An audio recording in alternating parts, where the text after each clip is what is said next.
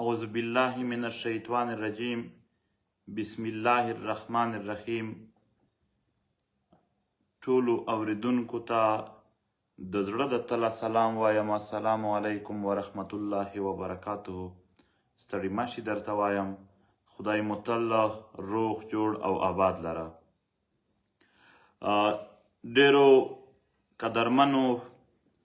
ننګیالو عزتمنو درنو پښتنو،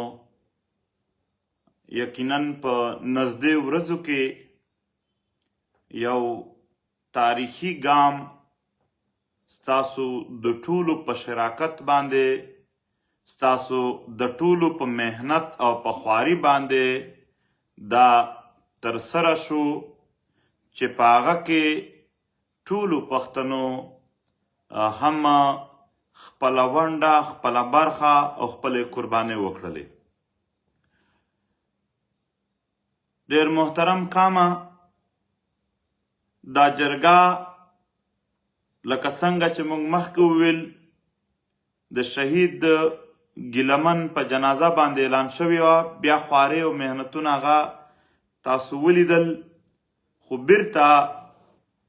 یعنې چې کله دلته د جرګه را نږدې شوله نو په هغو ورځو کې یو کریک ډاون، یو مشکلات جوړ شول چې په هغه کې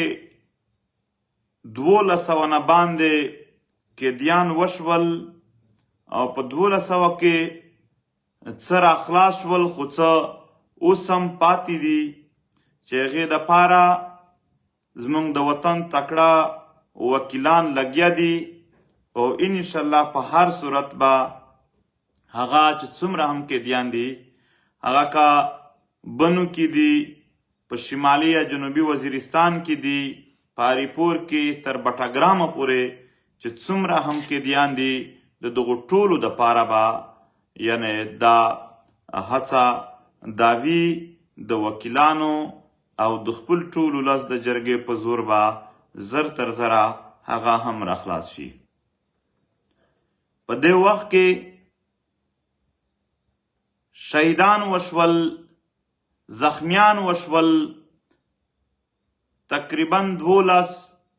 ځوانان زخمیان شول او 4 کسان په موقع شهیدان شول. شراز پښتون صاحب د زیارت و او د دغې ملت، د دغې وطن د امن ارمان چې د دغې وطن د هر وګړي، د سپینګیري د ماشوم، د نر او ښځې د ټولو ارمان دی. د هغې ارمان پوره کولو لپاره د دغې ملت اتحاد او اتفاق چې د دې ملت د هر وګړي ارمان دی، د هغې ارمان پوره کولو لپاره او د دې مظلومو پښتنو د حمایت لپاره یې شهیدان کړل ځانونه. هغه شراز پښتون و، د زیارت سره یې تعلق لرلو. زیارت د کویټه سره ټچ د پښتنو یو لویه او تاریخي ضلع ده. دومه رمضان و چې د پښتنو د یو لوی او تاریخي خاورې باجوړ سره یې تعلق لرلو. د باجوړي هم خپل سر د خپل ملت لپاره د مظلومانو په ملګرتیا کې قربان که. خلیل افغان چې د جنوبي وزیرستان سره یې تعلق لرلو، ټول عمر یې چې یو ځل په ښه او بد پوهېدلی دی، د دغې وطن د دغې ملت د دې دپاره تېره کړې ده او دغه ارمانونه د ملت پوره کولو کوشش یې کولو. هم په دې لار کې یې خپل سر قربان کړلو. اشتهار خان چې د خیبر تاریخي خاورې سره تعلق لرلو، د هم خپل سر د خپل ملت دپاره نذرانه کړو، د خپل ملت دپاره یې خپل سر قربان که او د دغې ملت هغه ارمانونه چې د اتفاق، اتحاد، ښه ژوند په دې ارمان د کور نه راوتلی و. خو چې کله دغو ولیدل چې دلته په دې خاوره باندې ما خپل، زما ملت، زما قام څوک خبره کولو ته هم نه پرېږدي، د امن دپاره راغونډولو ته یې څوک نه پرېږدي، اتفاق اتحاد ته نه پرېږدي، او هغه ځای هغه ګراوند چې پښتانه به پکې راټولیږي هغه ګراوند د دوی نه په زور باندې په جبر باندې په ظلم باندې وړل کیږي او هلته مورچې او بنکرې جوړیږي یعنی د امن دپاره یو ځای کې پښتانه راټولیږي دوی ایږي ځای کې مورچې او بنکرې جوړوي نو دوی رامخکې شول ځوانان چې په هغه کې دا تنان شهیدان شول 12 تنان زخمیان شول خدای د هغو ته هم زر تر زره ډیر د اسپتال نه وتلی دي خو چې څه پاتې دي ټول ملت هغې ته دعا کوي چې خدای دې زر تر زره هغه روغ کړي محمد رؤوف چې دی د شیلینګ نه ډیر سره خراب و خو بیا د جرګې په 2مه شپه باندې یعنی په 12 تاریخ باندې هغه بیا هلته یعنی د زړه د دورې د وجې شهید شو چې بیا یې کور ته ورسولو دا ملګرو مشکلات دا د ډیټا سیزل دا د ټینټونو سیزل دا د جرګې ځای نه ورکول خو د دغې ملت د دغې ځوانانو په دې لویه مبارزه باندې په دې لوی مزاحمت باندې دغه ګراوند وګټل شو او بیا هغه میدان چې وګټل شو په هغه نه پس ډیر په مشکلاتو سره چې بیخي جرګه په سر راغلی وه بیا د انتظاماتو یعنی یو لړۍ پیل شوله او یقین ومنئ په دې انتظاماتو کې به خامخا کمی راغلی وي په مختلف اړخونو کې به کمی راغلی وي خو بیا هم چې څومره کوشش کېدلی شو هغه ټول کوششونه شوي دي او یوه تاریخي جرګه کولو کې چې څومره هم هلته منتظمین وو چې څومره هم هغه خلک چې په دې کې یا د یو منتظم په شکل یا د یو سیکیورټي په شکل یا د یو مقرر په شکل یا دی راغلی و هلته ناست و یا د سوشل میډیا په صورت یا په هر صورت کې تر مالی پورې دوی برخه اخیستله دغه ټوله د یو لوی داد وړ دي همداسې چې قامونه داسې چې ولسونه د یو بل مرسته شروع کړي نو دوی بیا په اسانه تاریخي قدمونه اخیستی شي محترمو دلته یو شی واضحوم زه په دې کې او هغه شی دا دی چې یعنی معنا څنګه دلته یو سوچ خور شوی و یو فکر خور شوی و هغه فکر دا و چې پښتانه اتفاق نشي کولی پښتون کان شکست خورده ذهنیت لرلو د ملت شکست خورده نفسیات لرل شکسته نفسي وه په دوی کې چې که موږ چیرې نشو راټولېدلی که د پښتنو اتحاد ممکن نه دی که د پښتنو اتفاق ممکن نه دی که پښتانه دومره لرې سره تللي دي په دومره زیات سره تقسیم شوي دي چې دوی کله هم نشي راټولېدلی او دا سوچ و دا نفسیات و چې که دوی راټولیږي د دوی په منځ کې دومره اختلافات دي چې پښتانه به یو بل وهي پښتانه به یو بل ته لاس اچوي و پښتنو ستاسو د ټولو په مرسته باندې وهږي ذلیل فکر ته وهږي یعنی هغې فکر ته چې موږ یې ټول عمر یعنی په زموږ په نفسیات کې یو شکست جوړ کړی و چې هیڅ نه ممکن هغه ته مو شکست ورکه او د خیبر په خاوره باندې ټول پښتانه په یو ځای سره کېناستلو دا بې اتفاقي چې کومه وه دا د بې اتفاقي نفسیات چې کوم و دا د غیارو یعنی یو راټومبلی سوچ و په دې خاوره باندې دا هغه سوچ نه و چې په پښتنو کې موجود و دا هغه سوچ و چې هغه یې د نصاب نه واخله تر هر تقریر پره په پښتون کې خور کړی و او پښتون یې د شکسته نفسې سره مخ کړی و چې گویا تاسو نشئ راټولېدلی د جرګې تر ټولو لویه کامیابي دا وه چې ټول په یو ځای سره کېناستلو دا د پښتون د روایاتو دا د دغې تکړه او د دغې ښکلي روایت د جرګې یو زور و چې دا پښتانه سره راټول شول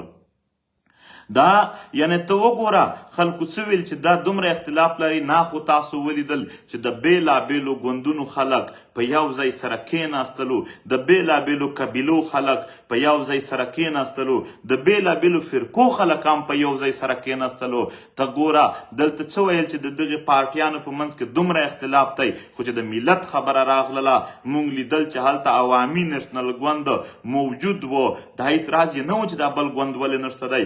ګوند ولې راغلی دی نه د ملت دپاره ناست و جمعیت علما اسلام هلته چې کوم وفد و خلک یې و هغه ناست و داسې د پاکستان تحریک انصاف والا هغه ناست و د پښتونخوا نېشنل عوامي پارټي ګوند خلک د NDM خلک د پښتونخوا ملي عوامي پارټي خلک داسې سېنیټر مشتاق چې جمعیت اسلامي سره تعلق دی د صوبایي اپوزیشن لیډران مزدور کسان پارټي یا کیدای شي نامونه په هغه کې نه وي رانه اخیستې شوي خو چې څومره دي تر ډاکټر خان تحریک و نورو تحریکونو پورې چې کوم سماجي تنظیمونه دي دا ټول په یو ځای سره ناست وو د یو بلې خبرې اورېدلې دي نه چاته یو بل بده خبره وکړه نه د سټیج نه په یو بل پسې وغږېدل بلکې ټولو د ملت خبره او دلته د امن خبره وکړله نو دغه خبره کول چې په پښتنو کې کوم اتفاق دی دا نه پښتانه نه غواړي بې اتفاقي خو بس یو ماحول داس جوړ کړی شوی دی ولې جوړ کړی شوی دی چې هغه خلک چې د پښتنو په اتفاق کې د ځان نقصان ویني هغه زورور دی هغه دا غواړي چې پښتانه بې اتفاقه وي ته وګوره هلته د ټول پروفیشن یعنی د بلوچستان بار د مشان نه واخله د پښتونخوا بار د پېښور بار تر مالاکنډ بار پره چې څومره هم دلته د مختلفو وکیلانو تنظیمونه وو هغه ټول موجود وو ډاکټران ملګري ډاکټران والتا انصاف ډاکټر فورم وو DHQ خیبر وو نور دغسې د ډاکټرانو چې څومره تنظیمونه دي هغه تاسو نه لیدل چې هم نمایندګي ته هم راغلي وو هم یې هلته کیمپونه جوړ کړي وو خدمت یې کړی وو مختلفې ضلعې دلته څه وایي د پښتنو د مختلفو قبیلو په منځ کې نفرتونه دي قبیلوي نفرتونه دي د پښتنو په قبیلې یو بل سره نه کینی خو مختلفې قبیلې مختلفې علاقې خلک په یو ځای سره ناست وو څنګ په څنګ یې کیمپونه د ورورولۍ کیمپونه سره لګولي وو د ورورولۍ په شان به یو بل باندې نظر ساتلو د یو بل سره به یې خبره کوله محترمو داسې یعنی موږ څومره هم دلته خلک وایي ضلع کرم کې یعنی فرقه وارانه جنګونه دي دا څنګه فرقه وارانه جنګونه دي چې په هغه ورځ خو په ضلع کرم کې د ټولو پښتنو د کیمپونو په منځ کې ټول خلک ګواه دي ټول پښتانه ګواه دي چې د ضلع کرم ټول چې څومره خلک تای هم هغه که د کومې فرقې سره هم تعلق و هغه ټول په یو ځای سره ناست وو دغه نه معلومه شوله چې پښتانه بې اتفاقي نه غواړي پښتانه په خپل منځ کې جنګونه نه غواړي یو څوک دي په دې منځ کې چې هغه داسې یو اشتعال جوړوي چې هغو وختونو کې خلک په جنګ کولو مجبور شي یا جنګ کول د دوی مجبوري جوړه شي نو دغه موږ په خپلو سترګو لیدلي دي دا د ټولو هغه خلک چې راغلي وو هغو په خپلو سترګو لیدلي دي د سوشل میډیا د لارې تاسو لیدلي دي نو دغه یو لوی کامیابي زه دا وایم دا نورې ټولې کامیابۍ وړوکې ځکه دي چې کله کام متحد وي چې کله ملت راټول وي چې کله ملت په یو ځای وي بیا که یو کامیابي نن نه ده هغه سبا هم حاصلولی شي که سبا نه وي بله ورځ یې حاصلولی شي کامیابي اسانې دي تر ټولو لویه کامیابي د ملت راټولول دي د ملت اتحاد دی او دا د ملت اتحاد کریډټ چاته ځي دا چې ما څومره د سیاسي ګوندونو نامونه واخیستل دا دوی ته ځي دا چې ما څومره دلته مختلف پروفیشن نامونه واخیستل دا دوی ته ځي د دې دا چې څومره دلته یعنی ما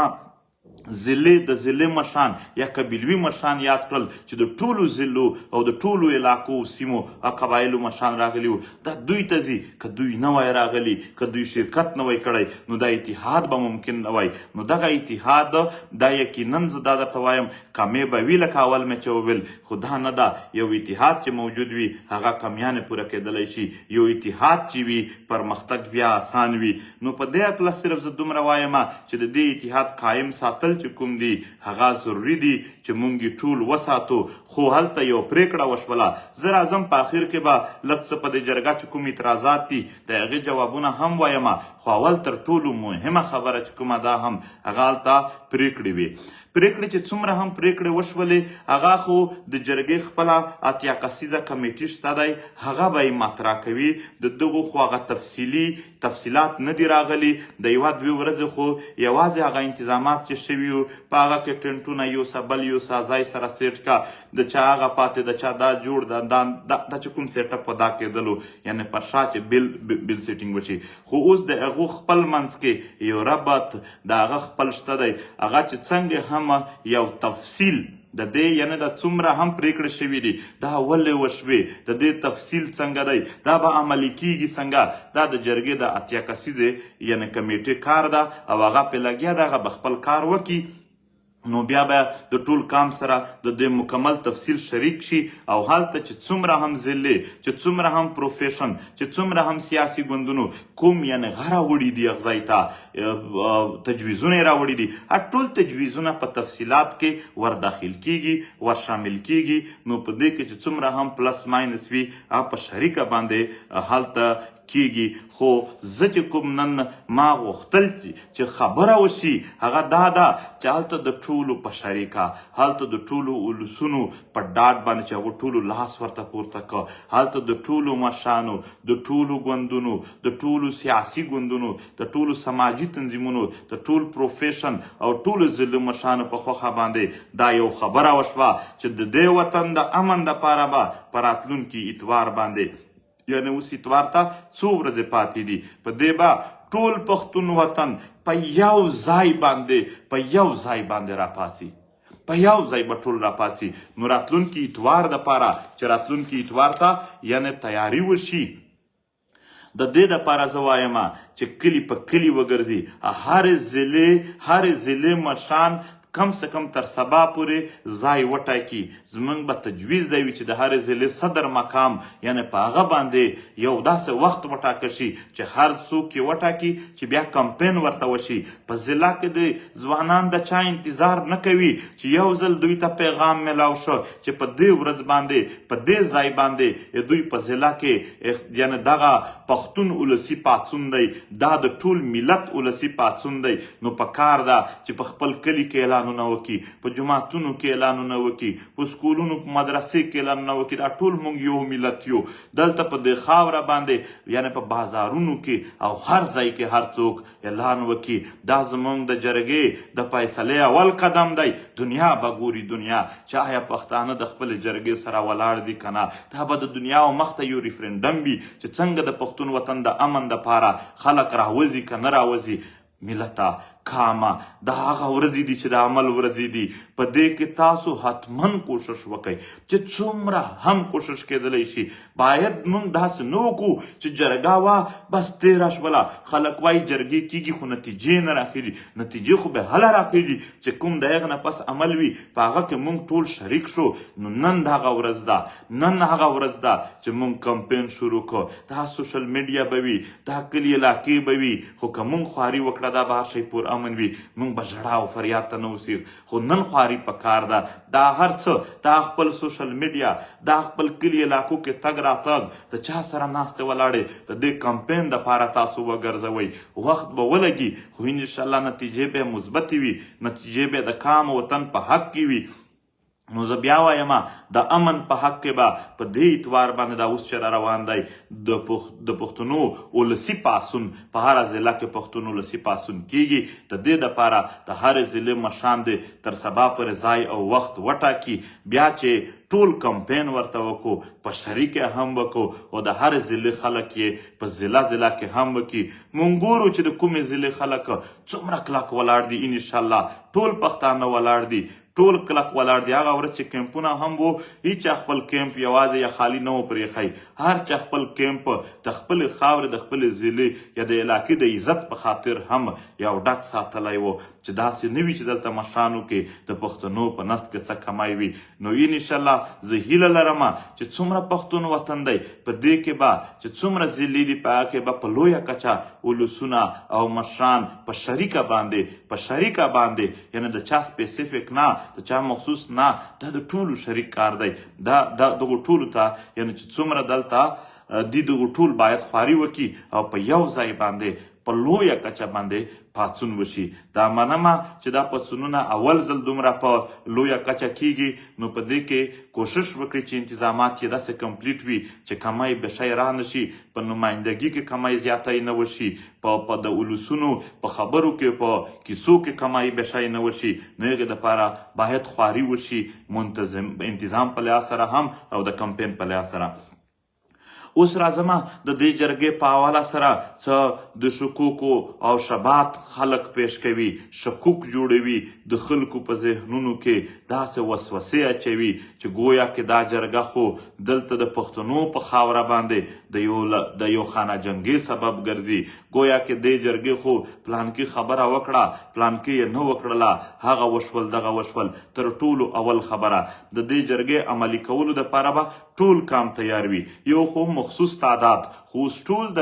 اتیا کسیزه کمیټي په دې شریکه ده چې نه ټول کام به راوځو، ټول ملت به د دغې جرګې د عمل دپاره په یو ځای سره ولاړ و. ام په دې کې دغه شکوک چې دا د خانه جنګي باعث جوړیږي، هیڅ خانه جنګي په دې کې نشته دی او نه څوک خانه جنګي کوي، نه پښتانه په خپله خاوره د چا یعنې د خپلو پښتنو وینې تویوي، نه داسې بله څه اراده ده. البته د امن دپاره، د خپل وطن د امن دپاره، د ښه ژوند دپاره چې دوی کوم یعنې دلته حرکت کوي، هغه ظاهره خبره ده پښتانه هسې هم خلک وژني، که بیا د امن خبره ته هم څوک نه پرېږدي، بیا خو ظاهره خبره ده چې دوی هسې هم پښتانه نه دي پرېښي، اوس به هم دوی هغه عمل کوي. نو محترمو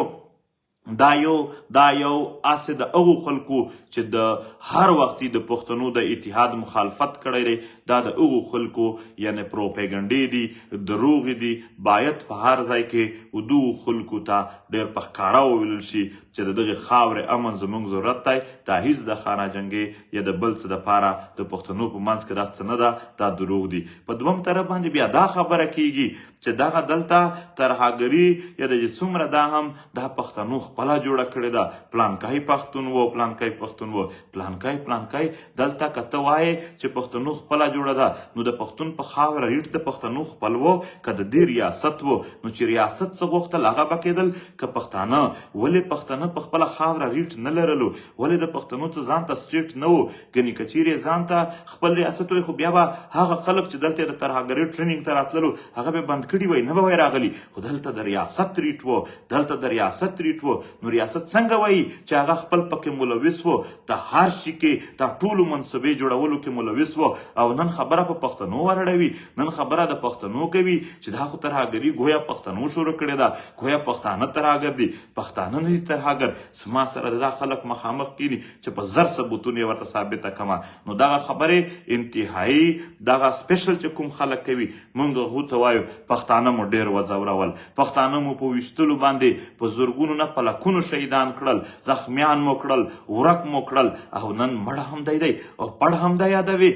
ظلم دی وکړه، جبر دی وکړه، مزید د دې پروپیګنډونه یا د دغې دروغونه دی چې څوک یې هم پیلوي کلار دی شي پښتانه نور په خپله خاوره امن غواړي، د دغې فسادونو د دغې ډالري جنګونو هیڅ برداشت نه لري. محترمو